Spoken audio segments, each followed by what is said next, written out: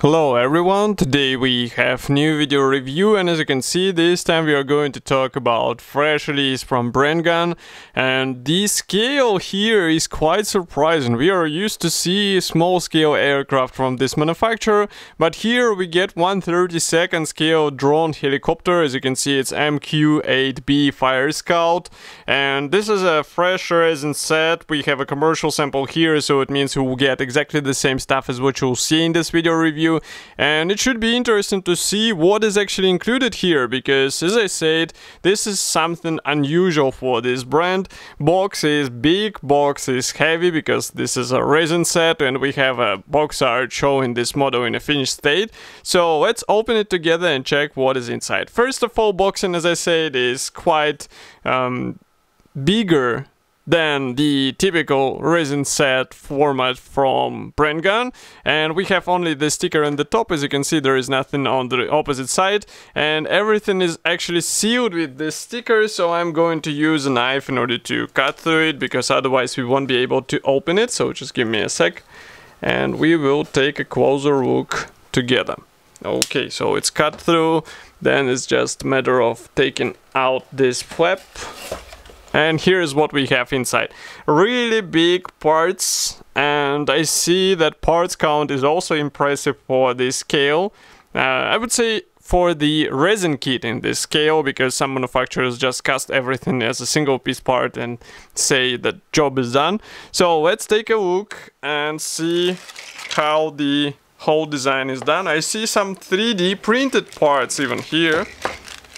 So that's going to be quite lengthy review. Be ready, get some popcorn. I don't know what you are eating, drinking while watching the review, but as I said, it will be quite a long video because of the parts count, because of the interesting things which we see here. So I hope we can agree that we will leave the most interesting and the heaviest part on the end. I would like to start with propeller blades. So here they are. There are 4 of them, obviously, so they are casted as a single piece parts. I think we can zoom in so that you can check everything closer. Here they are, and I see that casting quality is really good. And I think it's just a matter of careful separation, and separation is something what will be a bit tricky, because as you can see with these attachment points, it goes straight on the propeller blade edge. So you have to be careful while separating it, because otherwise, well, actually that's a rotor blade, but anyway, you will have to be careful while separating it, because otherwise you will have an ugly edge on your blade. So keep it in mind, be careful, but these parts are really thin, as you can see, so it's up to scale, and that's something what you can't replicate on the plastic kit, as I always say in resin sets reviews, so that's really cool feature to see. Next, we continue with various air intakes. So I'll show them closer because they're really tiny. As you can see, they're a hole inside, which is also a cool feature because you won't have to drill anything, you won't have to carve out anything. Everything is ready to be used. Next, we have some external panels. So they're casted just like this, and they look more or less fine. Maybe what I can suggest is a bit of sanding here in order to get even more smooth surface, but other than that I do not see any possible issue here. Next, we have also the tail fin part. I wonder if there are 2 of them. Nope. I guess nope. Okay, so here it is. Let's wait until camera will focus. So as you can see, we have special guidance slots, so at least something will help you with the proper alignment of these parts on your model. It is also thin, it has the right shape obviously, so it's just a matter of careful separation. And again, we have a really interesting thing, because you can see that on the leading edge we have the attachment point, so you will have to be extra careful in order not to damage this part. And next we continue with minor elements. So here it is. this resin base with various parts for external features. Obviously there is no interior in this kit, so you won't have to deal with any cockpit detailing. Next we continue with parts. These are ski legs. So here they are. They're pre-shaped obviously, so you will be able to use them once you separate it off the resin base. We also have some rivets pre-casted, and of course we have landing gear wheels, I guess. No, we have the skis, so you will have to attach it to skis, but still everything looks fine. And it's cool that we have some guiding elements here so that it will be easier to install it on your model. Next we continue with a small tail rotor. So this one is casted as a single piece part. Here it is. Again, we have attachment points right on the blades, on the edges, so be careful while separating them. But again, thickness is really impressive, so maybe it will be also a good tip not to break it and to be careful with it. Next we continue with various parts for the engine, so air intake, some top reductors for the rotor blade. I see that we have really nice casting quality, so it looks fine by me. Next we continue with a tail fin, from what I can see. Just give me a second to see the whole picture. Okay, so that's the tail fin. And what we saw before, the small part, it was actually the tail wing, which will be installed here. But again, we have attachment point right on the leading edge, so you'll have to be careful while separating it. But we have really impressive rivets here. I like what I see here, so it would be a wise idea to do some pre-shading in order to bring out these features so that they will be visible on the model. Next, we continue with the camera module on the nose. So it's a small ball which rotates in the nose section. As you can see, of course it will be fixed in one position, but still it looks great. And I think there were some clear parts so that you can replicate lenses in the front, but we will see. And next we continue with skis. So as you remember, we have some guidance slots here, and it will be easy to align them together with legs. And overall design looks more or less, I would say, well thought, because the attachment point is on the bottom edge, so it will be barely visible once you cut it off, and maybe some mistakes will be easier to hide once you separate this part. Next we start with fuselage parts, so we move to the most interesting thing. First of all, we have a tail section here, which is casted as a separate module, if we can call it so. So as you can see, we have nice rivets here. Camera barely focuses on this part, but it looks nice and I don't have anything to complain about. As you can see, even in the tail section we have some guiding pins. The only thing which might be tricky for some modelers is separating this thick attachment point, but that's where you need special tools, not the sharp knives as some modelers do. Next we continue with the nose section. Here it is, again a separate module, and note that attachment point is placed on the top edge, which might be a bit tricky, so pay attention while you will be separating, because we also have some rivets in this area. As you can see here, we have a recessed area which will help you with the proper guidance while installing or joining it together with the main fuselage section. Next we have a top section or top module which will be installed on the fuselage. Again, it looks nice. We have rivets, and again you have to cut through this thick attachment point. As you can see, we have this special line where you should cut it. Why? Because we have recessed area in the main fuselage. Now we come to the most interesting part in this set. Well, it's actually the heaviest one as well. So what do we have here is this one-piece fuselage.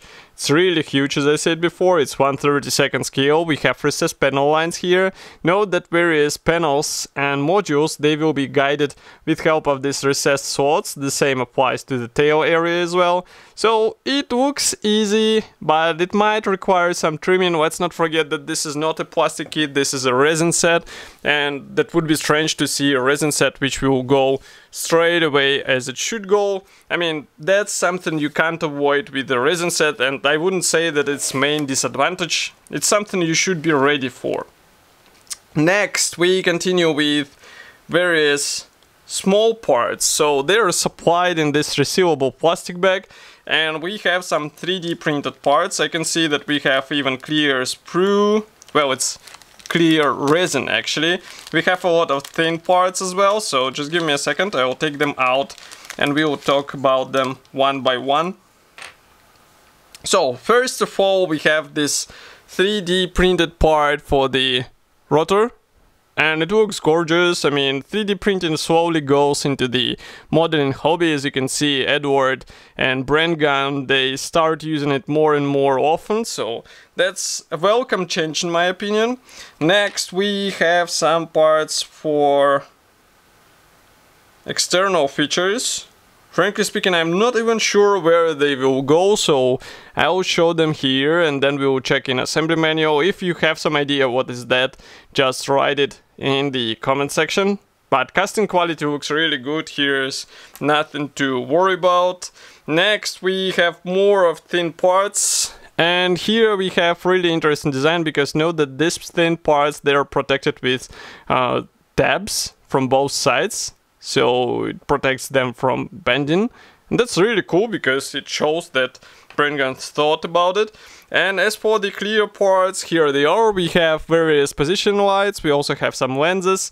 So that's a clear resin, that's not a plastic, and that's why you have to pay attention as well and use the same procedures as with the typical gray resin parts. Next, we continue with another plastic bag. Here we have resealable plastic bag with decals and PE thread, so I'm going to open it right now and we will take a closer look together. Okay, so first of all, we have unpainted PE thread. Here it is. It's a typical Brengun product, so there is nothing to worry about. And obviously all these parts will be used for external details. But I really welcome such addition because some features can't be copied even in resin, so that's where PE parts come handy. And next we continue with decals sheet. So this one comes in form of one decal sheet. Here we have all necessary symbols, and also stencils are included here, which is nice for 1/32 scale. Printing quality looks great, and maybe some modelers might even try to replicate, for example, these stars and stripes with their own masks, but it's up to you because it might be a bit tricky to replicate such symbol with a masking template. Next, we continue with what is here. So we have two manuals. I will zoom out a bit. Okay, so here are two manuals. We have them in black and white. I'll start with the one which was on the top. So here we have a short history note about this aircraft, and that's really cool because some modelers don't even know what is that, but I really recommend to check some back history on this Fire Scout helicopter because it's quite interesting stuff to read. We have parts map here. Obviously all parts will be used. That's a resin set and it would be strange to see some spare parts included. Next, we start assembly straight with the biggest parts, and note that this panel choice will depend on the marking you choose for your model, so pay attention and choose the right part so that you will have the more or less historical precise vehicle.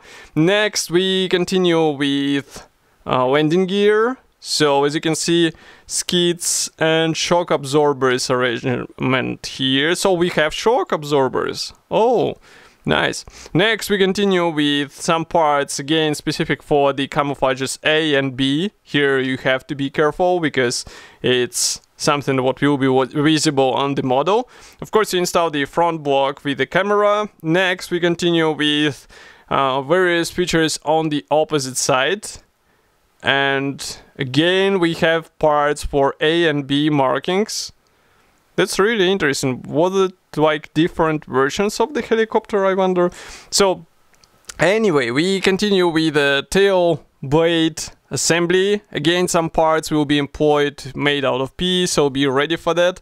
And of course, last stages, they involve the main propeller, and that might be a bit tricky because, as you remember, this 3D printed middle section part, it will be holding all blades in place. So you have to ensure the proper joint between these blades and the center rotor, so be careful, pay attention to this, and maybe give some time to dry, for the glue to dry, so that the joint will be proper and it will actually hold the parts in place, because they're really huge. And next we continue with, I guess that's the separate marking guide. I wonder why it was done like this, but here we have, for example, the top view of the fuselage. As you can see, it applies to all 4 markings. Next we continue with the first marking, and here we have also some stencils applied. I guess all the aircraft should be in gray, because as you can see here, we have description of what should be used for which section of the aircraft, so it will be universal, and maybe that's why manufacturer decided to use black and white format. But I would rather prefer a color printed marking guide, because that's the marking guide and it should give you some idea on how to paint. But here you have to find some reference guide so that it will give you a better idea, and maybe you can also use some weathering ideas from real photos. But here we continue with the second marking option from May 2013. One more third marking option is from September 2012. And the fourth marking option, it comes from 2012. It was used in Afghanistan. It also interesting aircraft. I wonder which aircraft has the transformer symbol on it. Just give me a second, let's check it together. So I do not see it. Give me a second.